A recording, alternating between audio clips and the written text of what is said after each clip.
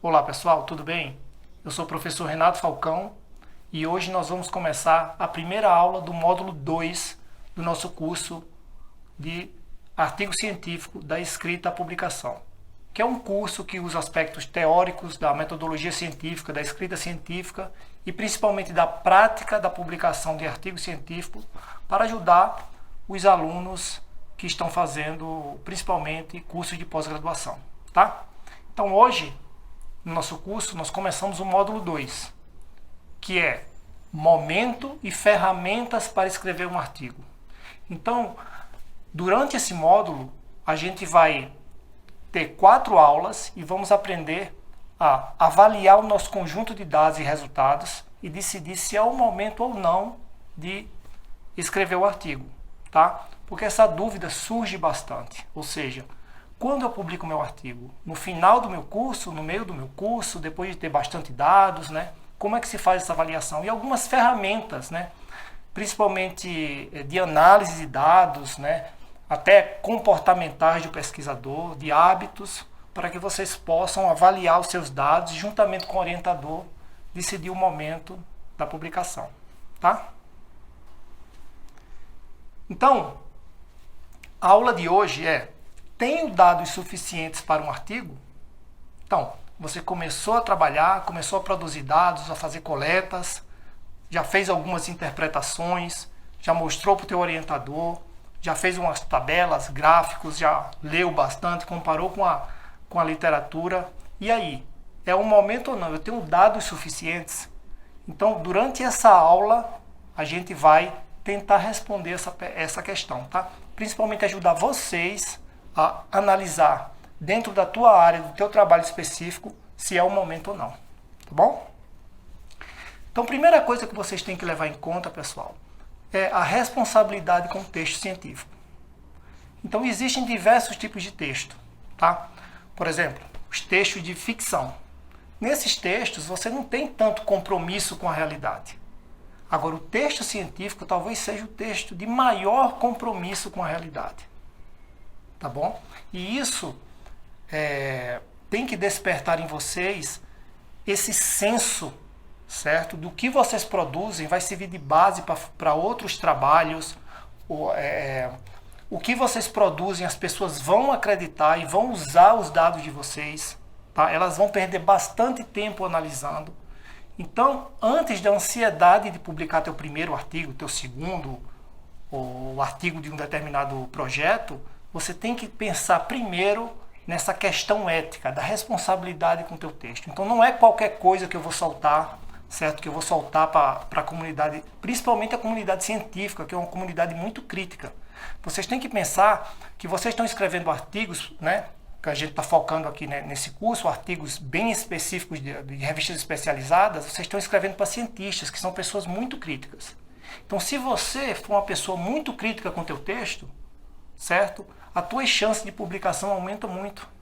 Se você for descuidado, pouco responsável e lançar texto sem muita análise, provavelmente na frente você vai encontrar uma verificação melhor que a tua e teu texto vai voltar. Tá? Então, responsabilidade com o texto científico. Muito importante. Segundo, depende do tipo de artigo que você trabalha. Tá? Por exemplo, aqui nós estamos focando no artigo pesquisa original, ou seja, você tem uma hipótese, né, e vai testar aquela hipótese através de coleta de dados, realização de experimentos. Então aí sim, você tem que fazer tudo aquilo que a gente vai ver durante essa aula. Agora, existem tipos de artigos científicos que essa análise que eu vou explicar hoje não se enquadra perfeitamente, né? Por exemplo, artigos de revisão. Então, o artigo de revisão depende mais da tua força de vontade, do teu trabalho dia a dia para coletar informações da literatura, do que propriamente dos teus dados. Agora, você tem que coletar um número suficiente, né, de revisões. Você tem que fazer uma revisão bem ampla para que você possa identificar algumas tendências. Tá? Se for um artigo de opinião, então você já pode escrever. Você tem condições? Já escreve. Tá? Se for um artigo de crítica a outro trabalho, também já pode escrever. Agora, se você está testando a tua hipótese e você tem um conjunto de dados e experimentos seu que você produziu, tá? Que você é responsável pela produção dos dados, principalmente. Então você tem que ter bastante cuidado, tá? Então vamos lá. Primeiro, a primeira avaliação é feita pelo teu orientador, porque os alunos, né, eles são bem inexperientes na escrita de artigo, na avaliação de dados. Então, não decida sozinho. Conversa com o teu orientador. O teu orientador, ele vai te dizer, ele é especialista, ele vai te dizer quando o teu trabalho está pronto para ser publicado, tá? Obviamente, o que eu vou te ensinar aqui vai ser para que você ajude não só no teu trabalho o teu orientador, mas também os outros membros do teu grupo de pesquisa. Então, você aprende algumas ferramentas, mas nunca esqueça de mostrar as coisas para o orientador, tá bom? Dica importante. Dúvida que todo aluno iniciante tem, certo? Quando ele produz uma quantidade muito grande de dados, ele tem a sensação que aquela quantidade de dados é suficiente para escrever um artigo, somente pela quantidade, tá, pessoal? Mas, às vezes, né, na maioria das vezes, né, isso não é verdade. Por quê? Porque depende da quantidade, e você tem que fazer uma relação entre quantidade e importância, tá bom? O que mais vale nos teus dados é a importância, o que é que eles significam, mais do que a quantidade deles. Até porque, se vocês forem de ciências experimentais, vocês vão ver que antes de você fazer os teus experimentos, você faz controle, você confirma alguma hipótese de alguma pesquisa anterior, então você faz teste aos equipamentos se estão funcionando, tá? Você faz alguns experimentos preliminares para você aprender as técnicas. Então, às vezes, você tem uma montanha de experimentos, mas que não significam nada novo. Pode até significar coisas. Você pode confirmar o que alguém já descobriu no passado, mas se não indicar nada novo, não foi importante, não está na hora de publicar. Tá bom? Existem pessoas, principalmente os alunos que já estão mais, né, nessa carreira, na pesquisa há mais tempo, eles fazem um número reduzido de experimentos e já conseguem coisas importantes. Tá bom? E aí, algumas vezes, com poucos experimentos, você consegue fazer um artigo científico. Então, faça essa avaliação entre quantidade e importância. Tá? Mas o principal, pessoal, talvez o slide principal dessa aula seja esse. Então, a hora de você escrever teu artigo científico é quando teus resultados, né, atestam um avanço no conhecimento existente. Tá bom? Se você simplesmente, mesmo que você produza um texto de qualidade que confirme uma hipótese, mas se a hipótese já foi testada, se todo mundo já sabe daquilo ali, dificilmente teu artigo vai ser aceito para publicação. O teu conjunto de dados, eles atestam um conhecimento novo, tem alguma coisa nova ali, tá? E aí entram vários fatores, tá? Um deles é que vocês, às vezes, não são capazes de avaliar o conjunto de dados e ver coisas novas, tá bom? E aí você tem que realmente ser um bom estudante, estar sempre atualizado, para você conseguir reconhecer as coisas novas que existem, as informações que estão saindo daquele conjunto de dados, daquelas análises, tá? Então, se você tem um conjunto de dados dentro daquela montanha de dados que você tem, se você tem uma parte deles, uma parte que atestam, né, que um novo conhecimento, um avanço científico em uma determinada área, mesmo que seja pequenininho, pessoal, aí vale a pena escrever o artigo. Porque às vezes é pequeno para você ou na tua interpretação, mas é de grande importância para a comunidade científica. Tá? Então, isso é a chave da aula de hoje, desse vídeo aqui. Se os teus resultados atestam um novo conhecimento. Se você tem dúvida, pergunta ao teu orientador, pergunta no teu grupo de pesquisa, tá? Saibam aproveitar as conversas, as reuniões de grupo para provar esse tipo, né, de informação. Se tem algo novo ou não no teu trabalho. Tá? Outra palavra-chave é fronteira do conhecimento. Tá? Vocês têm que saber o que é fácil de saber, né? Fronteira do conhecimento, os últimos avanços em uma área. Tá bom? Então, ou seja, o aluno ele tem que buscar trabalhar na fronteira do conhecimento, certo? Quando você trabalha na fronteira do conhecimento, a maioria dos teus resultados vão ser novos e vão produzir artigos. Se você não trabalha na fronteira do conhecimento, provavelmente você está reinventando a roda, que é aquela expressão que a gente usa, né, coloquialmente. Então, mas para você trabalhar na fronteira do conhecimento, você precisa conhecer a fronteira do conhecimento da tua área. Então você tem que estudar bastante, ler bastante artigo, ler tese, ler livro, dependendo da tua área, ir para congresso, conversar com outros pesquisadores. Então você conhece a fronteira do conhecimento. Se você conhecer a fronteira do conhecimento da tua área, provavelmente você não vai perder tempo, certo? Com hipóteses já testadas anteriormente, tá? Palavra-chave. Depois, você verificou, eu trabalhei sim na fronteira do conhecimento, eu produzi sim entre no meu conjunto de dados, eu tenho uma parte, ou o todo, que são experimentos que dão informações novas, né? Contribuição para o conhecimento existente.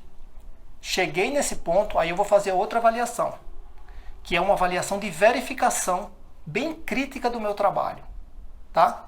Ou seja, os meus dados, várias delas, né? Aqui eu dou alguns exemplos. Por exemplo, os meus dados foram bem coletados, né? Eu planejei bem a amostragem, está correta?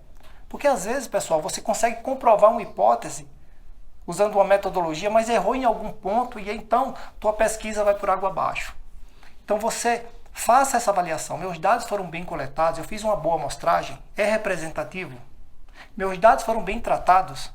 Ou seja, se eu disse que aumentou, se eu verifiquei alguma tendência, eu provei isso com estatística, eu soube calcular, comparar conjunto de dados diferentes da maneira correta, certo? Ou seja, a minha interpretação é correta, ou seja, os meus dados suportam as minhas afirmações?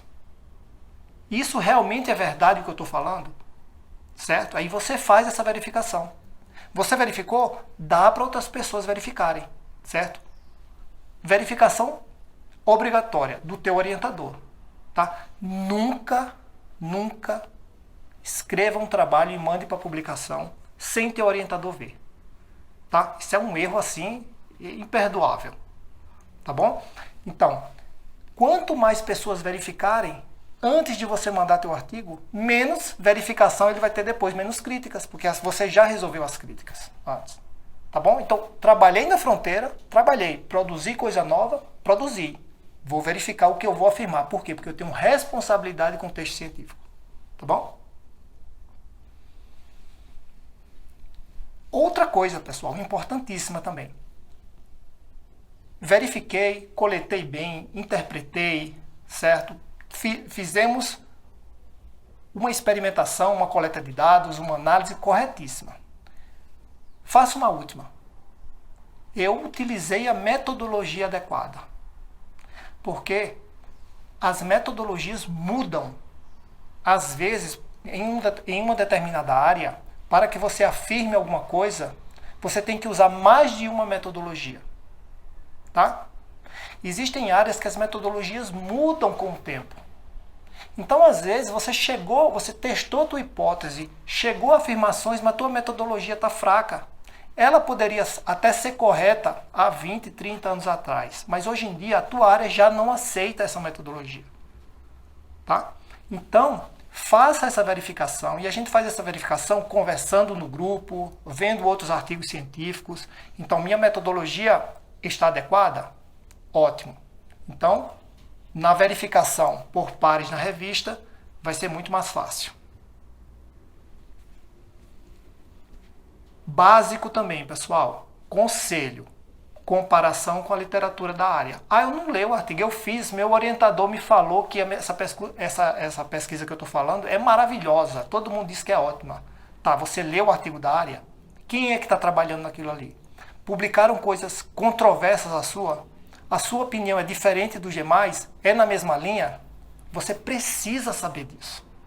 Tá? Comparação com a literatura da área. Chega a ser irresponsável você trabalhar numa área, publicar sem comparar com o que as outras pessoas fizeram. Tá? Compare, veja.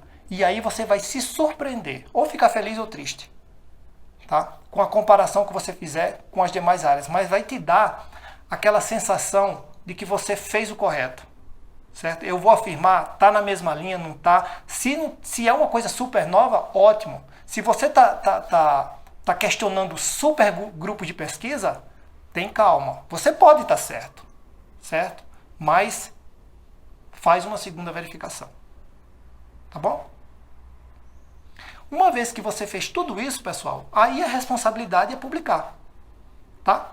Então, conselho para vocês. Se você tem um conjunto de dados, é novo, está verificado, metodologia correta, comparou, é um avanço, publica. Tá? Resultado suficiente, publica. Não se guarda nada na gaveta. Ah, eu vou publicar depois que eu defender. Eu vou publicar daqui a 2 anos, quando eu tiver tempo. Não, publica já. Obviamente, conversa com o teu orientador. Não quero fazer briga aqui em grupo de pesquisa. Mas, publica. Tá? E eu estou falando para aqueles alunos que trabalham não vinculados a empresas. Claro, se você trabalha vinculado à empresa, tem a questão de propriedade intelectual, você vai fazer uma exploração econômica do teu trabalho, aí você tem que conversar com as empresas, com os detentores da propriedade intelectual. Mas se você trabalha numa universidade pública, num centro de pesquisa, e recurso público, publica, tá bom? Tenta publicar, que aí você precisa passar por essa experiência, tá? Lembrando, deixe suas dúvidas, seus comentários, inscreva aqui para o canal, compartilha com os seus amigos, um grupo de pesquisa diferente, tá, pessoal? Vamos espalhar o conhecimento. Né? Muitas pessoas, elas não têm esse tipo de aulas na pós-graduação, vão aprendendo com o tempo com os orientadores, certo? Vamos ajudar essas pessoas, tá? Um grande abraço para vocês e se inscrevam no canal, né, para receber o aviso dos próximos módulos, tá? Grande abraço.